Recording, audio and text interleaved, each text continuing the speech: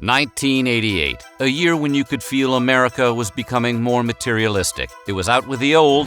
Tell him, Ray. Teamwork sucks. And in with the new. Are those Bugle Boy jeans that you're wearing? Oh, yes. They are Bugle Boy jeans. Would this turning point be for the worse, or would people see through all of this? What's your problem? Today, we're going to talk about the news, culture, sports and entertainment, and all that was weird in the 80s. This is Timeline.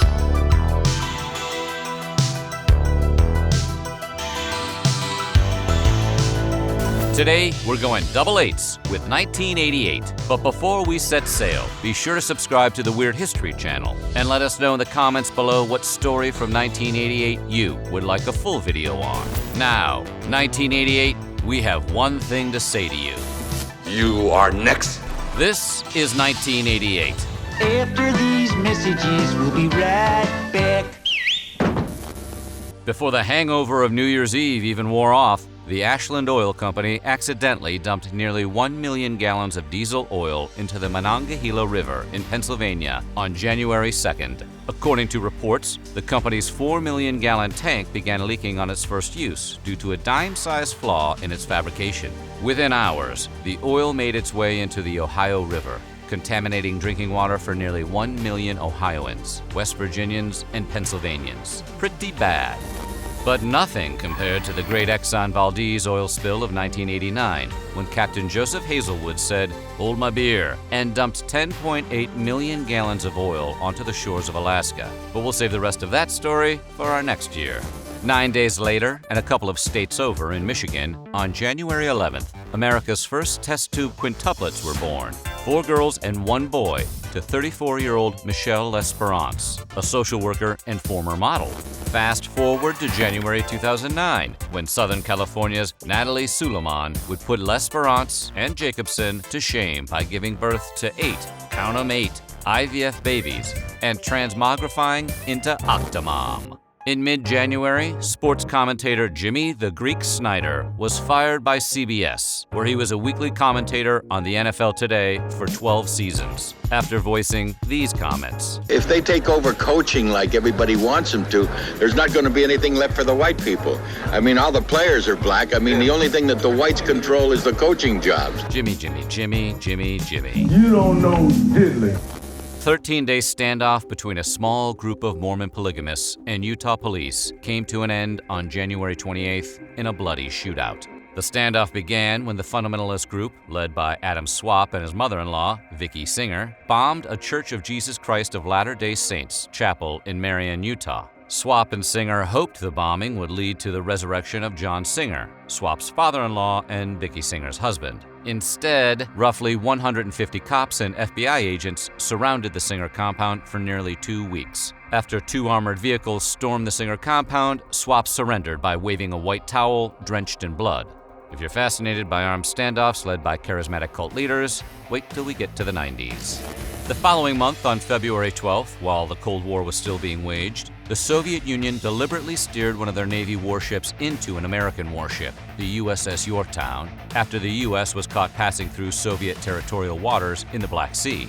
Technically, the USS Yorktown was in Soviet waters, but it claimed the right of innocent passage. Due to a misinterpretation of the innocent passage laws on both sides, the Soviets sideswiped the trespassers anyway, causing the Americans to redirect their course away from the Black Sea. In the end, both ships floated off in their own directions with minor damage and no casualties on either side.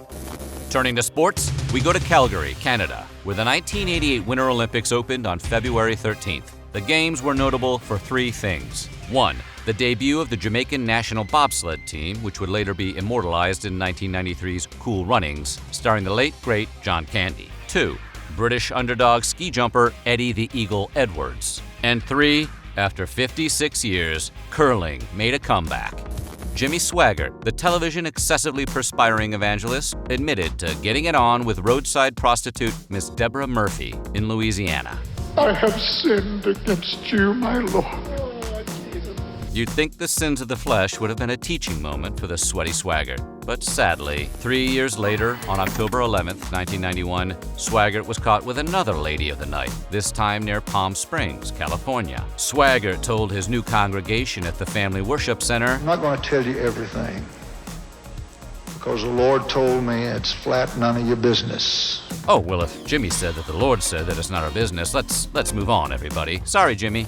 Speaking of religion and the sex industry, 3 days later, Larry Flynt won the landmark case of Hustler Magazine Inc. versus Falwell. It all started when Jerry Falwell Sr. sued Flynt for libel, invasion of privacy, and intentional infliction of emotional distress after Hustler ran a mock Campari liquor ad portraying the evangelist in an incestuous hookup with his mother in an outhouse. We identified at the bottom of the page that it was an ad parody and that it was not to be taken serious. DC Follies every Saturday does a TV show on ABC. Saturday Night Live does a TV show. Those political skits permitted to come in court and sue for intentional infliction of emotional distress? Well played, Hustler. The U.S. Supreme Court, familiar with parody and satire, in an 8-0 ruling, gave the shutout victory to Flynt. The 80s, that was some good stuff. When the March winds came blowing in, 3 people became substantially wealthier when the rear door of a Loomis armored truck swung open, dumping more than $1.5 million onto the busy streets of San Francisco. By the time the truck driver returned, a crowd of locals helped recover a little over $1 million, while the mysterious 3 made off with the 460 large. Man, what would you do? On March 12th, Rick Astley's single, Never Gonna Give You Up, finally reached the #1 spot on Billboard's Hot 100 chart after spending 9 months on the top of the charts everywhere else in the world. It was 2007. Some little shit stir started rickrolling people in various 4chan message boards with a video of the song, and a pop star was reborn. By the fall of 2008, we reached peak Astley. People, let me tell you about him, he's so much fun. When the blue-eyed soul singer rickrolled the Macy's Thanksgiving Day Parade. Back to 1988. On March 13th, John Holmes, star of at least 573 adult movies, who worked under the aliases Johnny Wad, Big John Phallus, and Long John, died at the age of 43 due to complications from AIDS. 2 years earlier, Holmes had been diagnosed HIV positive, although that didn't stop his adult film career. He made several more features, including The Rise of the Roman Empress and The Devil in Mr. Holmes, failing to inform the cast and crew of his illness. Holmes spent the last 5 months of his life in a Los Angeles VA hospital, even being interrogated by LAPD detectives about the Wonderland murders of July 1981. Where are you? Help them, please. Sure, I can help them. You gotta help me. Beetlejuice. Beetlejuice. Beetlejuice. It's showtime. During the NFL's offseason, Herschel Walker, then a running back for the Dallas Cowboys, made his debut as a professional ballet dancer with the Fort Worth Ballet Company on April 10th. Well, Walker didn't really dance as much as he kind of just stood on stage. But it wasn't bad for the 223-pound running back who only took an intro to ballet course as a freshman at the University of Georgia. 2 days later, the United States Patent and Trademark Office issued Harvard the first patent ever for the genetic engineering of an animal. In this case, it was for a mouse. The eggs of Harvard's female mice were injected with an isolated cancer gene, which would then serve as baseline models for cancer research. Nearly 23 years after he and his then-wife, Cher, took I Got You Babe to #1, Sonny Bono won the 7-candidate race and became the mayor of Palm Springs, California on April 12th. At the same time, nearly 360 miles up the Pacific coast, Clint Eastwood had finished up his 2-year stint as the mayor of his hometown of Carmel, California. On the same day, Soviet officials flatly denied the allegations of anything having to do with the mysterious anthrax outbreak on April 2, 1979, which was the world's worst anthrax outbreak within the last century. At the same time, Soviet officials claimed the disaster was caused by the consumption of bad meat, not in a covert Soviet military research lab near Sverdlovsk, Russia, where it really came from. Amidst their denial, it didn't help the Soviets' claim when biochemical engineers with the U.S. Threat Reduction Agency found several hundred tons of weaponized anthrax on the remote Vazrozhdenie Island in the Aral Sea. Is the world safe from the lab's leaked anthrax? No one's sure. But keep in mind that the anthrax found during the rash of United States Postal Service anthrax attacks in 2001 was from the original strain of anthrax the Soviets buried in 1979. We go to the air, where the United States federal ban on smoking in airplanes began on Sunday, April 23rd. Of course, the ban only applied to domestic flights less than 2 hours in the air, but it was a start. Staying with the airlines, The passengers of Aloha Airlines Flight 243 on April 28th were hanging on for dear life when the roof of their Boeing 737 tore off at 24,000 feet over Honolulu, Hawaii. There was an explosion, and it started with a hole in the ceiling of the aircraft. Right next to my feet was just an exposed area, and I could see the ocean below me. I heard an impact, looked up, and I saw that the plane was falling apart up in the front. Thought we were done. I thought we lost the pilot and everything, because from my angle, I only saw sky.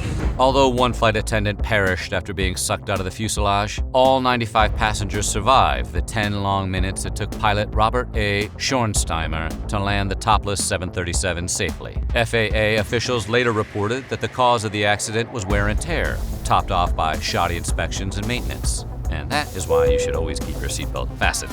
Heading into May, we turn to the art world, where Jackson Pollock's 1955 painting Search sold for a cool $4.8 million. The piece was estimated to be painted within the last year of his life, a dark period for the artist who rarely created any work during the last 3 years of his life due to alcoholism and depression. But that wasn't even the most expensive painting sold in 1988. That honor would go to Pablo Picasso when his masterpiece sold for $38.5 million. That's $83.3 million adjusted for inflation. On the same day, we turn to sports. Former player turned Cincinnati Reds manager Pete Rose received a 30-day suspension after he was thrown out of a game for bumping first base umpire Dave Pallone.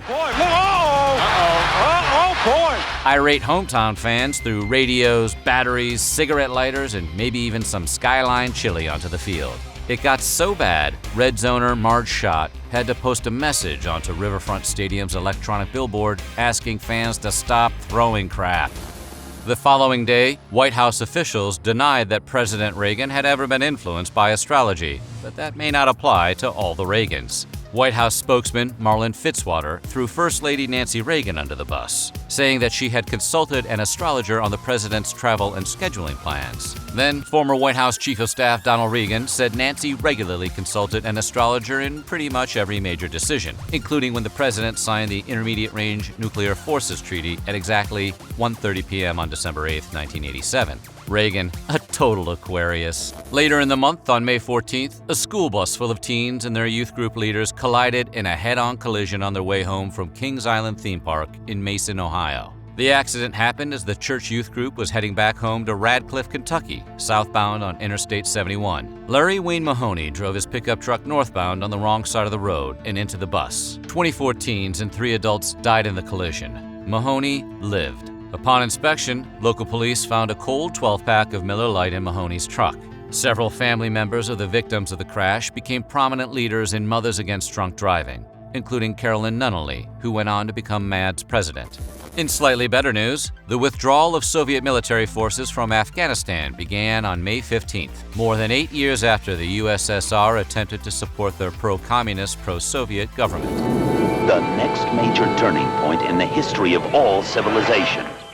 Hi! The publishers of Consumer Reports magazine submitted a petition to the National Highway Traffic Safety Administration requesting that the agency ban the Suzuki Samurai. The petition was filed after the publication road-tested the vehicle, calling it wholly unsuitable for consumer use due to its propensity to roll over during some fairly basic maneuvers at 40 miles an hour.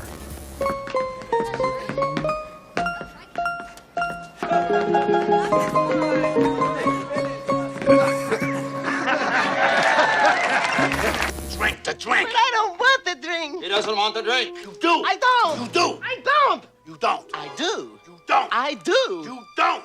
Listen, when I say I do, that means I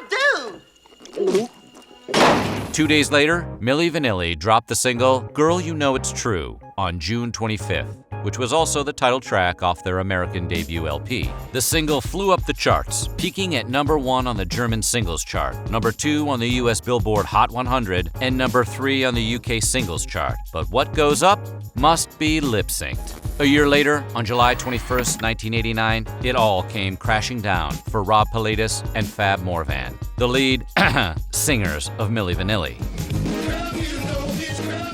In short, the hard drive of the device that was playing Girl You Know It's True malfunctioned, causing the song to skip and sending Rob and Fab backstage in embarrassment and fear. The National Academy of Recording Arts and Sciences revoked Milli Vanilli's Grammy for Best New Artist, and people who bought the album and went to their concerts filed lawsuits. Eventually, Rob and Fab split, but not until after a desperate attempt to salvage their career in a spectacularly embarrassing press conference.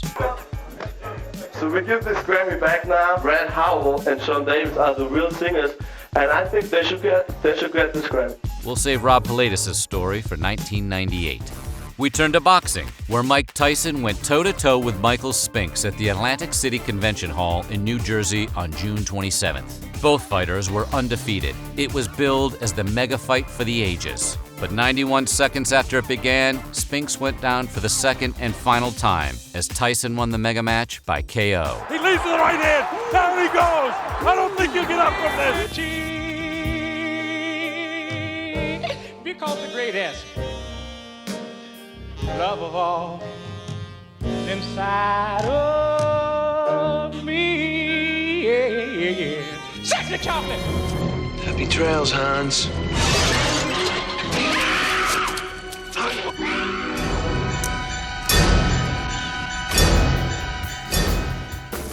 The end of July also marked the end of an era when America's last Playboy Club's doors closed for good. The chain of gentlemen's lounges began on February 29, 1960, when Hugh Hefner opened the first Playboy Club in downtown Chicago. From there, the chain peaked in the 70s, when there were 22 clubs around the world.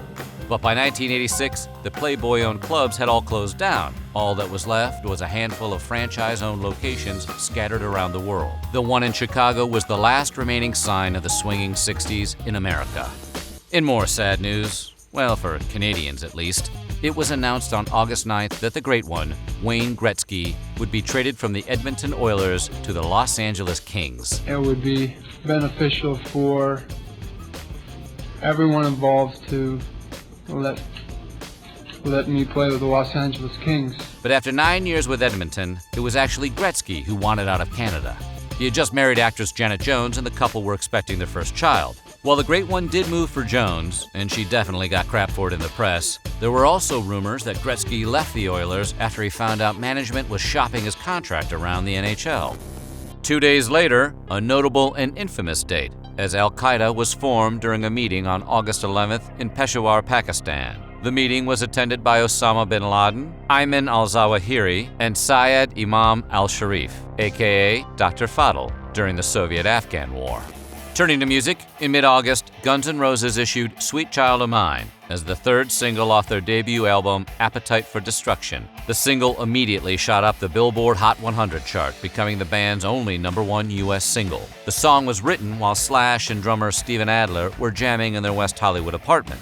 Rhythm guitarist Izzy Stradlin and bassist Duff McKagan liked the riff Slash was noodling on, and they added their own parts to the song. What they didn't know was that Axl Rose was upstairs in his bedroom listening to the band jam. By the following afternoon, Rose had completed the lyrics to the tune, which were inspired by his girlfriend at the time, Erin Everly, daughter of Don Everly of the Everly Brothers.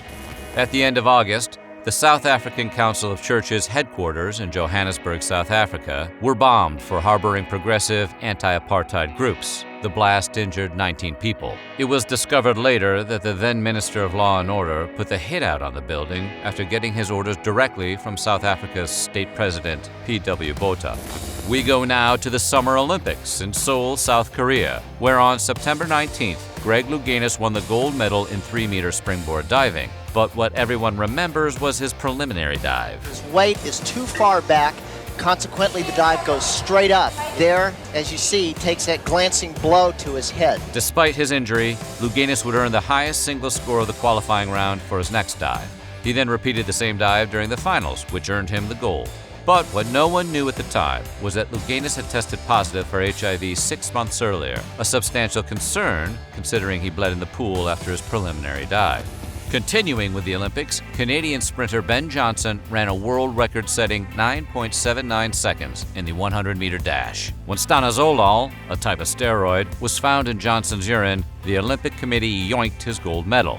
The gold was then given to Carl Lewis, who incidentally also tested positive for banned substances, but nothing was ever said or done about it. One last Olympic story. On the final day of the Games on October 2nd, American boxer Roy Jones Jr. properly peppered South Korea's Park Si-hun. Despite outpunching Si-hun 86-32, Jones lost the match, earning a silver medal, while Si-hun got the gold. To no one's surprise, several of the judges had been wined and dined by South Korean organizers. Before lifting Si-hun's arm, referee Aldo Leone turned his head to Jones and said, "I can't believe they're doing this to you." Switching to politics, on October 5th, during the United States vice presidential debate, Senator Dan Quayle teed himself to Senator Lloyd Bentsen when comparing himself to John F. Kennedy. I have as much experience in the Congress as Jack Kennedy did when he sought the presidency. Benson's retort, Jack Kennedy was a friend of mine. Senator, you're no Jack Kennedy. Despite the burn, George H.W. Bush and Quayle would go on to win the White House nomination. That same day, Chile's president, Army General Augusto Pinochet, accepted his loss of the 1988 Chilean national plebiscite instead of extending his rule for another 8 years. The Noes won with 56% of the vote, ending Pinochet's reign of power. But Pinochet wasn't going to go out with dignity. "I'm not leaving, no matter what," he reportedly told advisors. Instead, he demanded that he be given executive power to use the Chilean army to keep hold of power and the capital. General Fernando Mattei refused, saying there was no way in hell he'd ever do anything like that. Pinochet eventually backed off, and fast forward to March 11, 1990, when Chile ushered in Patricio Aylwin, who became the country's first president after 16 and a half years without democracy. It's mid-October. We go to Los Angeles. It's Game 1 of the World Series between the Oakland A's and the Los Angeles Dodgers. It's the bottom of the ninth, 2 outs, and the tying run on first. Dodger manager Tommy Lasorda pinch hits Kirk Gibson against the A's closer Dennis Eckersley. Suffering from 2 injured knees, Gibson hobbled to the plate. With a full count, we get this. Fly ball into right field. She is gone! The Dodgers went on to win the series. This was Gibson's one and only at-bat, and we think he made the most of it. Hey, Wall Street, don't panic. I'm only crushing your heads. Crush you. Moving into November, the Morris worm was unleashed onto the internet by Robert Tappan Morris, a grad student at Cornell University. It wasn't the first computer virus distributed through the internet, but it certainly got the most media attention. How insidious was this virus? Well, it spread very quickly. There are reports in newspapers today that it has made its way to Europe and to Australia. Morris's stunt also resulted in the first felony conviction in the United States under the new Computer Fraud and Abuse Act of 1986. According to Morris, the worm wasn't written to hack computers. He created it to point out security flaws. Because he used the extra parts to make his robot friend. Robot roll call, Gamba, Servo, Gypsy, Crew. Moving into December, Benazir Bhutto was sworn in as the Prime Minister of Pakistan, a big deal considering she was the first female Prime Minister in a Muslim-majority country. At 35, she was also the youngest elected leader in the Islamic world, as well as the youngest female Prime Minister ever elected. People of Pakistan have elected the Pakistan People's Party with the largest single majority in the entire country. Flash forward to December 27, 2007, when al-Qaeda ambushed her while she was out campaigning for the 2008 Pakistani general election. Bhutto was hit with gunfire twice, seconds before a suicide bomb was detonated, killing her and 23 other people. Thornburg, that's wonderful. Oh, Frank. Everyone should have a friend like you. Singer Roy Orbison, best known for the songs Only the Lonely, Crying, and Oh Pretty Woman, died on December 6th. Orbison saw a resurgence in his career, teaming up with Tom Petty, George Harrison, Bob Dylan, and Jeff Lynne with the all-star group The Traveling Wilburys. After his death, when you watch the Wilburys video for End of the Line, Orbison is represented by a guitar in a rocking chair. The following day, President Reagan, President-elect George H.W. Bush, and Mikhail Gorbachev met on Governor's Island in New York for Reagan's last U.S.-Soviet summit. It was during this trip that Gorbachev gave a speech that many saw as the end to the Cold War. We go to the Netherlands, where on December 12th, cat burglars stole 3 Vincent van Gogh masterpieces from the Kruller-Müller Museum, including The Potato Eaters. one of my favorites. The paintings were recovered months later when the thieves gave up on trying to get any ransom for them. Actually, 1988 was the year Van Gogh became the hot artist to rip off. Just months earlier, thieves had swiped vase with carnations from Amsterdam's Stedelijk Museum. All in all, 28 Van Gogh paintings have been stolen since 1988. Animal rights terrorists, the Animal Liberation Front, firebombed Harrods department store in London a little over a week later on December 20th. The blast happened on the 3rd floor at 9 p.m., causing minimal damage and no injuries. Dingles, another store owned by the Al-Fayed brothers in Plymouth, was hit much harder, suffering severe damage which would take years to rebuild. The following day, on December 21st, Pan Am Flight 103 departed on what was a regularly scheduled flight from Frankfurt, West Germany, to Detroit. After the Boeing 747 took off from a stop in London, a bomb exploded on board, killing all 243 passengers and 16 crew members. Debris and shrapnel took the lives of 11 more people on the ground. It is even worse in daylight than it looked on television at night. Now you can see the full enormity of the damage and the extent of it, and the way in which there's pieces of aircraft and twisted metal scattered over a wide area, and the number of houses that are damaged. Now called the Lockerbie bombing, targeting the flight was eventually attributed to Libya, with Gaddafi taking the blame and paying compensation to the families. And finally, the year ended with the Fog Bowl, when the Chicago Bears defeated the Philadelphia Eagles in the NFC Divisional Playoff game. A fog rolled into Soldier Field during the second quarter, cutting the players' visibility to less than 20 yards. It was a sloppy game, but still one of the greatest worst weather games in NFL history. And that was how 1988 ended. 1989 was only hours away, a year where we would see one man standing up to oppression, the emergence of the kid, and learn it would be a long day living in Reseda. But that is for next year. Coming soon, 1989. So what do you think? What year in the 80s would you want to relive? Let us know in the comments below, and while you're at it, check out some of these other videos from our weird history.